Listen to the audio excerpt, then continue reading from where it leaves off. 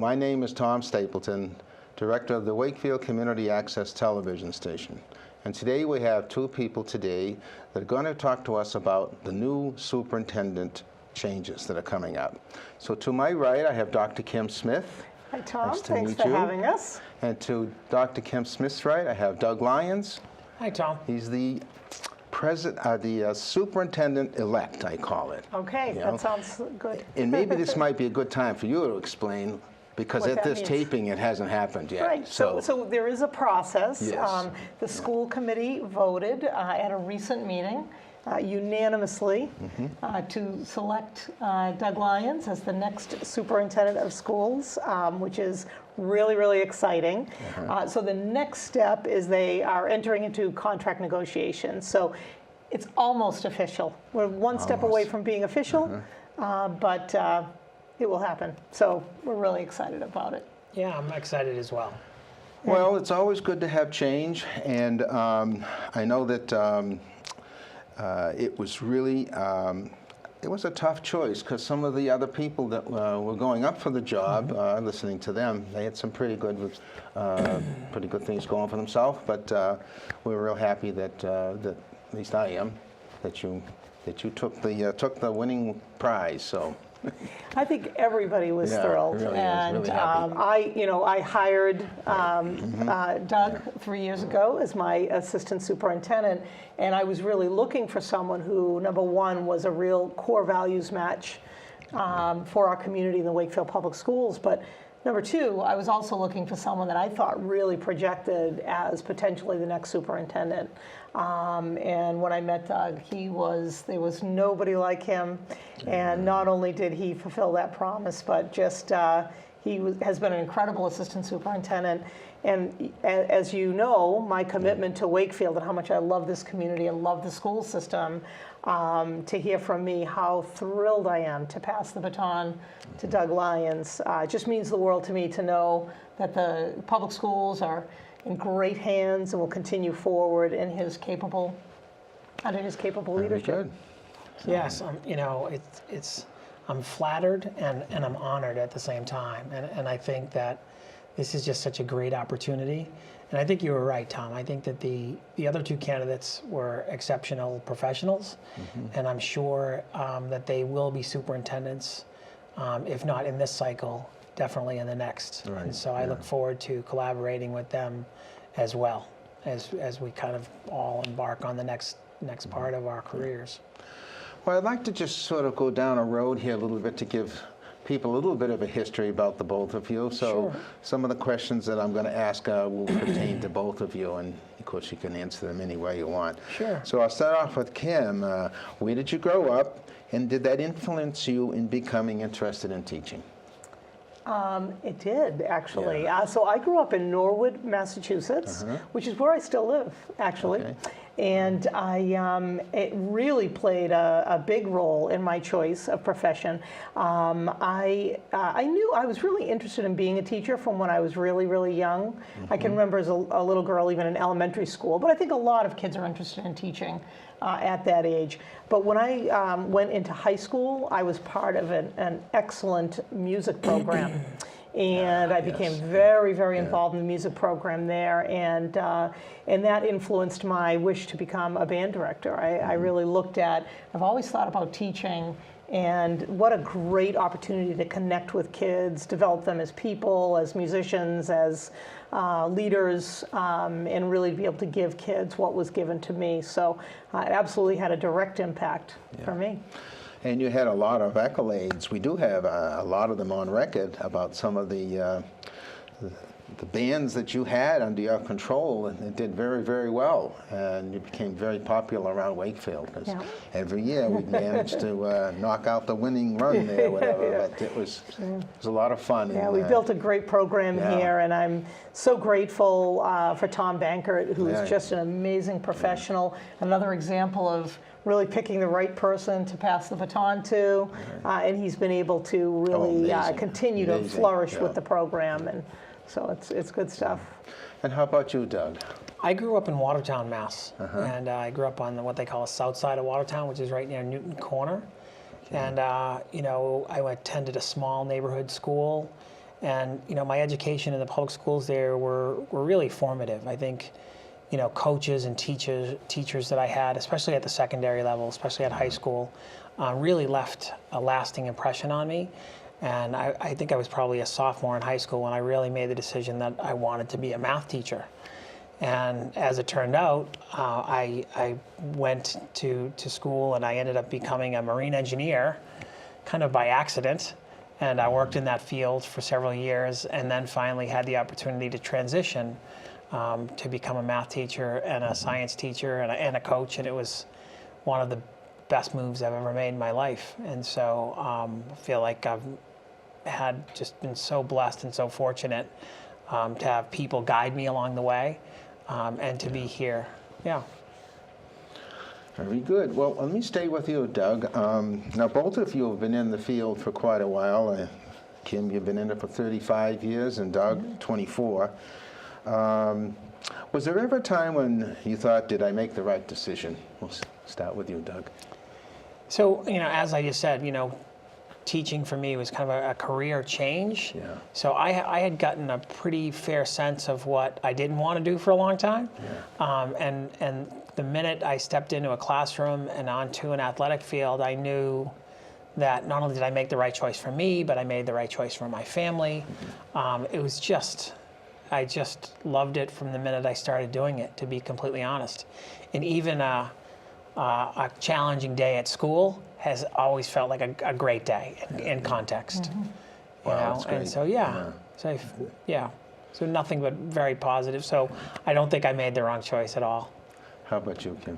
Never once have I hesitated about my choice. Truly, I think anyone that's in the profession will tell you that our students they make the quality of life so good as a professional because they're exciting, they're engaging. It's such a rich profession to be part of. And the other thing that I never questioned, or at least when I started thinking about my future a few years in, was how much I loved being in Wakefield. Yeah. And there was some point, and I don't know exactly when it was, that I realized I was all in, really all in for pretty much for good. So both of those things, really never questioned loving teaching and fell in love with Wakefield pretty early on. Well, that's interesting too, because I myself have been in Wakefield many years, and it is a special town. There's a lot going on here, and it always changes. But I think the community, what I like about Wakefield myself, is the community itself. They seem to just, when they have to come together, they come together. Yes. And, one of the things I've always said about this community, it makes it so special. People here are very genuine.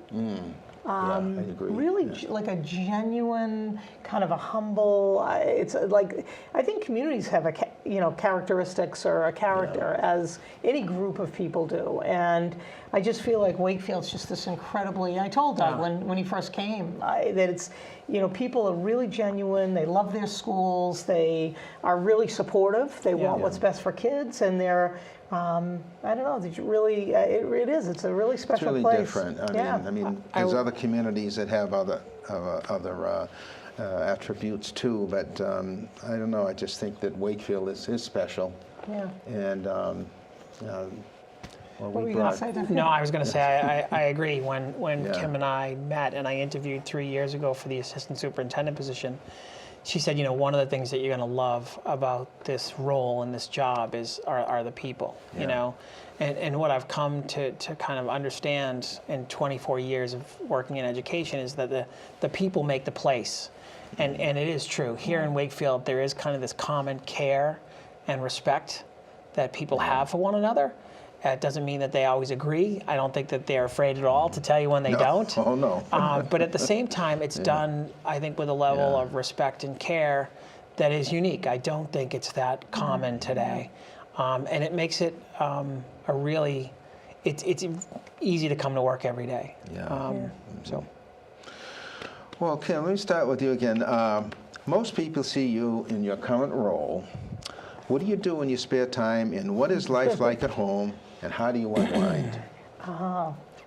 Well, I am an avid reader. Yeah. That's the very first thing that comes to mind, because if I want to relax, Yeah. I'm just a very passionate reader. I love, I've always been in love with literary fiction. You think about your early influences in high school. I had this incredible AP English teacher that just turned me on to the classics.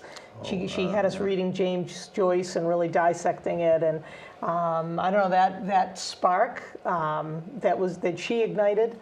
I have since that time been a really, really avid reader. So I think if you see me at home, you'll see me probably either reading. I'm a real sports enthusiast too. Yeah, So yeah. I love our Boston teams, and either going to see them in person or watching on TV or listening on the radio or whatever. Or music, listening to or playing music. I mean, those are kind of my big three, I guess. So. Very good. That sounds like a good way to unwind. Yeah. It is. Doug? How about you, Doug? So I spend most of my free time either, so I'm a doctoral candidate at Northeastern University, excuse me, and I spend a lot of my time outside of school studying. I'm laughing because when I was a doctoral candidate, I don't think I did anything else for those years. Yeah, it's true. It's So- all-consuming. So it is for me. Yeah. I spend a lot of time studying, writing, reading, and when I'm not doing those things, I'm kind of with my family. I spend as much time as I possibly can watching my youngest, who's a senior in high school. We just finished a hockey season. He's playing spring soccer, so there's really nothing that's more fun for me than watching my kids play sports and grow up, and it's really great. There's probably one other thing, and something that you probably don't know is that Kim and I also have in common is that we're both hockey players. Oh, Right, and I did so- not know. I did not know so- Both that. ice hockey players. Yeah. Oh my God. And so I still play hockey on Saturday morning with a bunch of old guys, and it's really not pretty, but it's really fun. not pretty. It's just I super fun. Yeah, I retired before it got not too pretty. But I played ice hockey till I was 42. Wow. Yeah. Yeah. Yeah. That's amazing. Well, we certainly are on our way, I think, when it comes to hockey. Yeah. Without Yeah. getting into all that stuff, but Yeah. that was an exciting game. Yeah. I caught the tail end. I think it was the night of school committee. Yeah, So I caught yeah. the third period when I got home. Yeah. I was just going to ask you that next question, Benjamin, that you are doing your doctorate, and how far along you are. you're So with I'm in my last course, so I'll be completing the coursework at the end of June, and then I'll start kind of the beginning of the writing of my dissertation and doing the research in that area as well. It's a lot of work. It's a yeah, lot of yeah, work. yeah. I have great empathy for the process. It's wonderful. And I always said it's that when you are done, you're so relieved and so happy, but you miss it. You really do miss it, and being part of that scholarly kind of engagement. It's so intense, and it is very it's intense. long and everything. You're trying to fit it in with That's Yeah. right. everything else that's going on in your life. And I love those gowns you wear at graduation. I know. Oh, they're beautiful. They're pretty cool. I said, I want one of those. Anyways, I was at a meeting last night, and actually you were at the meeting, and you had talked about something that I don't know if a lot of people understood or understand what you said, but could you explain what Wakefield is a level 1 high school? Can you explain that to the yes, people? and maybe Doug can Yeah, weigh in on this too. sure. So the leveling is an accountability rating that after the students take the state assessment, you receive an accountability rating from the state. And level 1 is the highest accountability rating that you can achieve. Now, the accountability rating system is changing. So they're moving on to something else. So it's actually Doug's been to some sessions to kind of learn about where the state's going with it. But nonetheless, for the last, how many years have we had this system? Oh my gosh. Maybe last decade or Yep, something. yep. We've had the current system. It is not easy to achieve a level 1 rating. You really have to demonstrate growth. You have to demonstrate growth in certain populations, like your special education students making growth in their work. you have to achieve a certain proficiency level as a school or a cohort. So it's been actually pretty exciting in Wakefield. A year ago, I believe it was now, both the Dahlberg and Woodfield elementary schools received level 1 accountability ratings. In this past season Wakefield High School received a level 1 accountability rating, which is great. Now, the majority of solid, good schools in the state are level 2, and we have a couple of level 2 schools too. But that's a very respectable. To be right, level 2 is like no question. Really respectable. It's just very hard to get the level 1. I mean, it's just very, very hard to do. So. Our test scores and the rate at which students pass the assessment is so extremely high that the improvement margins are so slight. It's particularly difficult to go from 2 to 1. And because when they're looking at growth and achievement together for a certain cohorts of students, what you have to do is move students on a continuum to kind of make these jumps. And I think one of the kind of the difference makers for us was kind of the work of the ELA curriculum coordinator Paul Bavuso and the high school and middle school ELA teachers, but especially the high school teachers, and also our kind of the math work that's being done by Wendy Phillips and Bill Hoover have really been just exceptional stuff. And when you look at our scores, I think that they're terrific. And I think with the new accountability system that Kim made mention of, the state will kind of take this opportunity to kind of create a new baseline and to kind of level things accordingly. Right. And the level 1 through 5 designation will not be continuing next year. So this is the last year that we'll have that. But we're particularly proud of the work that is happening. All of our schools, and the reason that I mentioned it last night at the budget, like the preparation for town meeting session, is in context. The reason I was talking about that, the level 1 designation of the high school, for example, is that our community has really made a significant commitment to education financially in the last 5 years, and I think it's important to demonstrate to the community that it's really beginning to pay some significant dividends. Not just in that's just a data point to look at, but in many ways, our schools and school system are really surging over the last 5 years. So. Absolutely, and that is really great to achieve that level 1 from what you're telling me. I think people needed to hear that because they don't know. No, I think it is. It is great, and I think it is representative of the hard work of so many people. And so it's. I think we're pleased that they're kind of seeing the fruits of their hard work. Yeah, absolutely. And we as well. Doug, you spent a lot of time in the Reading school system. I did. How many years were you there? Yeah. I started my 12th year there. I opened the middle school, Parker Middle School, and then I came here in October. Okay, all right then. October 23rd. Yeah, it's quite a while there.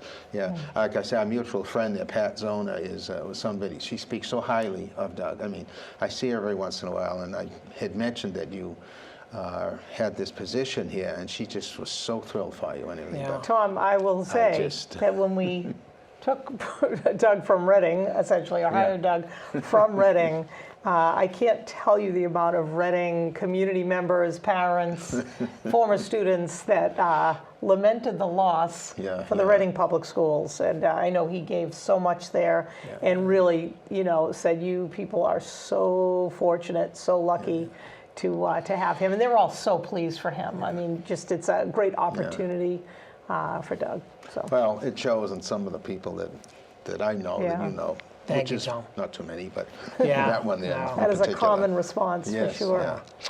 Yeah. Let's see here. Doug, what is your main priority as you begin this position? Yeah, I in the interview process, this very same question came up, and one of the things that's really critically important to me is kind of growing and refining our instructional strategy. And so, we talked about how it's grown in the last 5 years, under Dr. Reich, and Kim has taken it and refined it.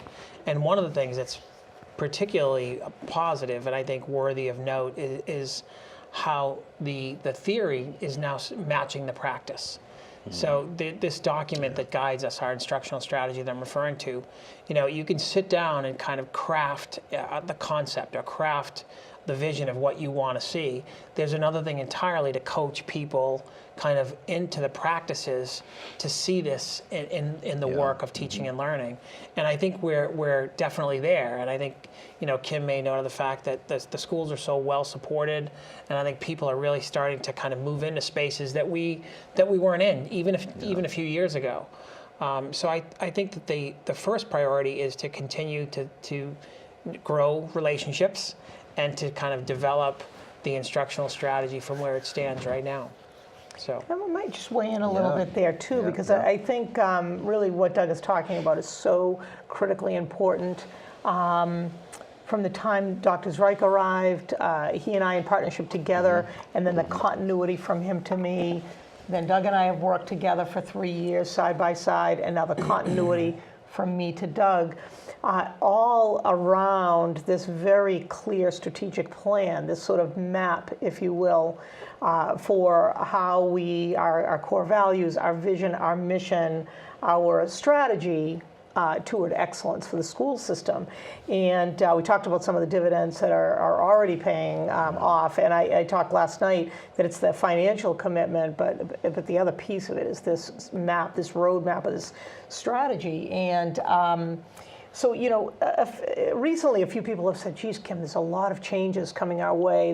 We have a new high school principal coming next year. Deb Kalora, the great principal of the Greenwood School, is retiring as well. We have a new principal coming at the Greenwood School, a new superintendent of schools. And my response has been this. We now have an extremely well-articulated strategy or roadmap, like Doug said. That exists. That's the guide. That's the roadmap. That's the plan. The key is to hire great leaders. And that's what I'm really excited about, because now you need the people to lead the strategy. And those people you want to have tremendously good core values and integrity and leadership qualities and skill. So Doug, is a star in all of those areas. We've hired a couple of terrific principals, and so that team should be able to kind of maybe really provide that continuity. one of the things that's encouraging is that, we're talking about not only kind of developing teacher leaders by kind of giving them responsibility and pulling them into leadership work who may have an interest or may want to do it. And some have a real ability to lead that we're trying to bring in as well, sometimes begrudgingly, right? And so, because they have such strong relationships with kids. However, I will tell you that, we're talking not just about, a 2-year plan or a 1-year plan. We're thinking longer term, like, so what is the 5-year plan? How do we start to develop young leaders to kind of start to move into spaces behind us, right? And one of the things that between Dr. Zreich and Kim, one of the things that has been positive is, when Dr. Zreich left, it didn't seem like the work didn't stop. There wasn't a new superintendent with a new agenda, with a new plan. It wasn't like a start and stop for our teachers to learn a whole new leadership style and personality. And I think that that's one of the things that I'm excited about continuing. So when we talk about continuity, I think that that's going to be a part of that. One thing Doug and he touched upon is that we're both really committed to building our bench strength, as you said. And then it's actually really things, when people may not know or don't know about us. You asked what we do in our spare time. Maybe one thing that we missed is that we spent a lot of time talking to each other. I mean, Steve Zreich and I, when he was here and we partnered together for 2 years, we talked to each other all day long, and then we'd get in our cars and we'd call each other and keep talking. And we used to call it our motors were running in terms of like thinking about the Wakefield Public Schools and what's next and that energy. And the most awesome thing as it continued with Doug. You know, Doug came in, and we do the same thing. We're together sometimes all day long, and then we hop in our cars to commute home, and we're back on the phone again. Right. Continuing just our excitement, our energy, continuing the work. You know, living. Yeah. We just are living and loving the strategy that we're trying to develop. So. Well, I mean, is that going to come to an end now? Well, I mean, we've got a couple of minutes left. that's Okay, all. so upon my retirement, I think I will be I'll be maybe a little more relaxed. And however, I certainly hope that Doug will feel free to pick up the phone, and we certainly will continue our friendship. But I hope he'll pick up the phone and not be worried about bothering me to brainstorm on things together. You know? I won't. Believe me. You know, I will definitely be in touch. And Dr. Strike, I spoke with him this morning from 7 to 7:30. You know, talking to him about professional development planning, and so so we're invested in kind of working and getting kind of the right plans and the right solutions, and one of the ways to do that is to collaborate as a leader. And so one of the things you realize quickly as an assistant superintendent or a superintendent, you can't do it alone. Right. Our work is enacted through our relationships and through our work with other people, and so you need to be able to get out there and do that. So I'm sure Kim will be on speed dial. Well, we got 1 minute left. I want to ask you one last question. If you had one piece of advice for Doug, what would it be? Oh. You've got a minute. Oh boy. Okay. What's One my piece of advice for advice. Doug Lyons? After all of these years, the very most important thing is loving your people. Yeah. That's it. That's all there is. It's funny. People have said, "Geez, Kim, what have you accomplished in your career?" And I said, at the end of the day, I have loved the children of Wakefield, and Doug has that very similar personality. Love your people and be patient with the work, and the rest has a way of falling in place. Good advice. I can't beat that. That sounds wonderful. It sounds so comforting to me, and it's good that you are able to go there. And at the end of the day, once you put your head in the pillow and say, hey, it was a good day, or we'll work on that tomorrow or something. So I wish you the best. Thank you so much. And same to you, Kim. Thank you very much. Known you for a long time, and yes, we have. She'll be back for the retirement show. Okay. All right, that sounds good. Okay. Great. Thanks so much. Thank you very much. Thank you, Tom.